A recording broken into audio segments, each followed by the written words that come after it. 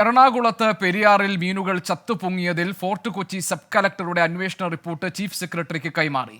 പ്രശ്നബാധിത സ്ഥലം നേരിട്ട് സന്ദർശിച്ച് സബ് കളക്ടറുടെ നേതൃത്വത്തിലുള്ള സംഘം വിവരങ്ങൾ ശേഖരിച്ചിരുന്നു. ഫിഷറീസ് ജലവിഭവ വകുപ്പ് സെക്രട്ടറിമാർക്കും റിപ്പോർട്ടിന്റെ പകർപ്പ് നൽകിയിട്ടുണ്ട്.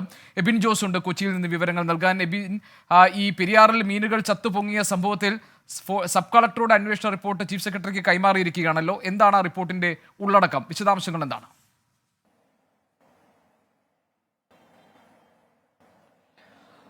ഗോപി, സബ് കളക്ടർ തയ്യാറാക്കിയ റിപ്പോർട്ട് ജില്ലാ കളക്ടർ NSK ഉമേഷാണ് ചീഫ് സെക്രട്ടറിക്കും അതുപോലെ തന്നെ ജലവിഭവ വകുപ്പ് സെക്രട്ടറിക്കും ഫിഷറീസ് വകുപ്പ് സെക്രട്ടറിക്കും കൈമാറിയിരിക്കുന്നത്. നേരത്തെ വിവിധ വകുപ്പുകളുടെ പരിശോധനയിൽ പരസ്പരം പഴിചാരുന്ന റിപ്പോർട്ടുകൾ വന്നിരുന്നു. പ്രത്യേകിച്ച് പൊല്യൂഷൻ കൺട്രോൾ ബോർഡ് തയ്യാറാക്കിയ റിപ്പോർട്ടിൽ പുഴയിൽ രാസമാലിന്യങ്ങൾ കലർന്നിട്ടില്ല എന്നുള്ള റിപ്പോർട്ടും കുഫോസിന്റെ റിപ്പോർട്ടിൽ രാസമാലിന്യങ്ങൾ വൻതോതിൽ കലർന്നിട്ടുണ്ട് എന്നുമായിരുന്നു.